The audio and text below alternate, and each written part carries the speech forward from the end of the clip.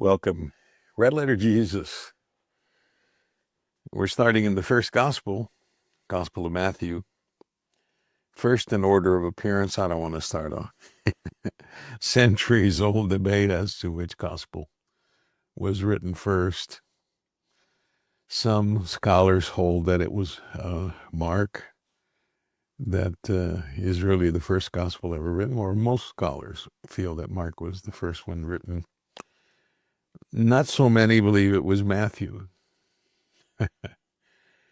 And a now retired professor from Perkins School of Theology told me a story about a German gentleman who worked not as a scholar, but as a custodian, but who had dedicated his life to researching Matthew and wrote a big book on why Matthew was the first gospel written and not Mark. And there was a professor on the Perkins Seminary staff that really bought that book and the premise behind it. And this could be apocryphal. I don't know if it really happened, but arranged for this German gentleman to come to Dallas and present this book to the faculty. And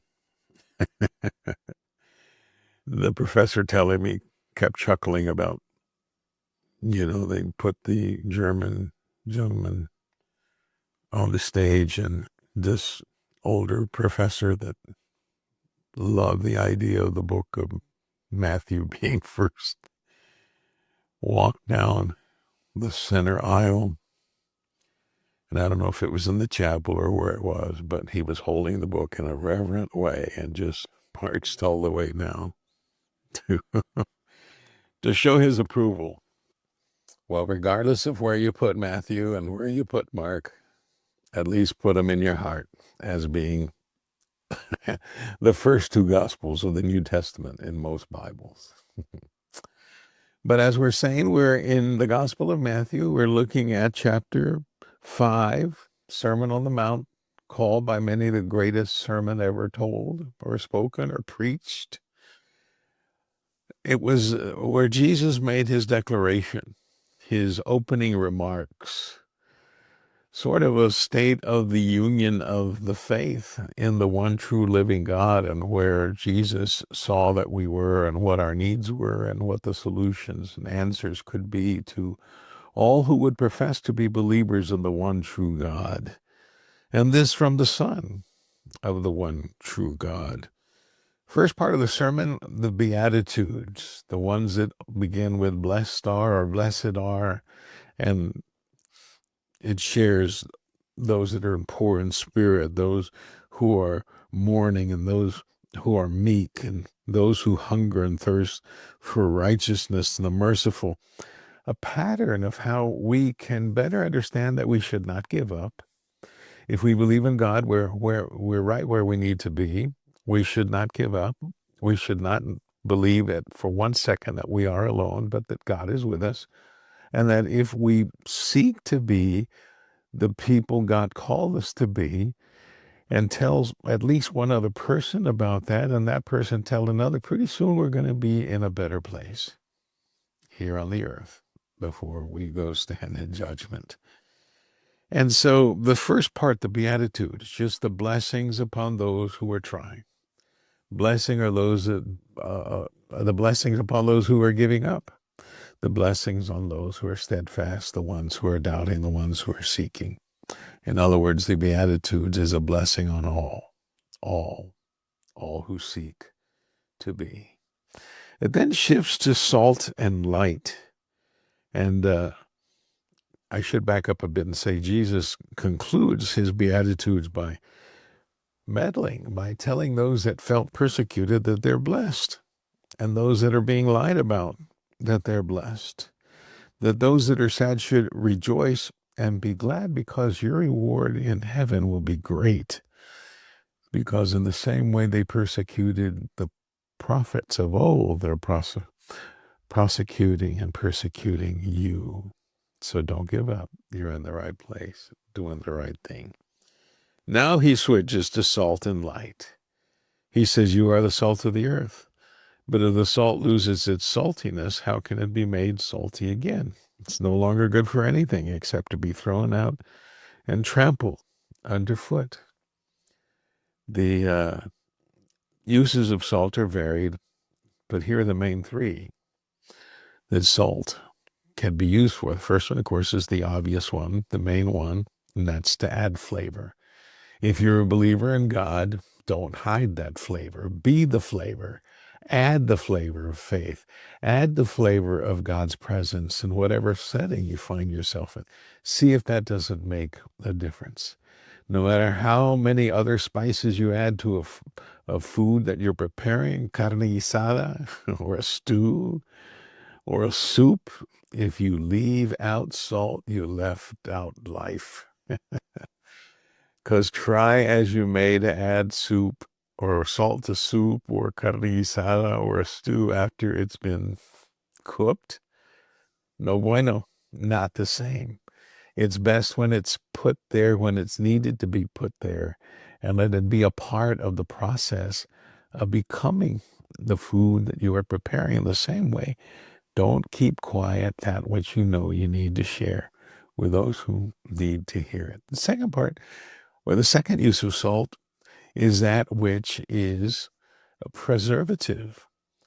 Remember the old cowboy movies when people were trying to save meat for later? They would just cover it with salt.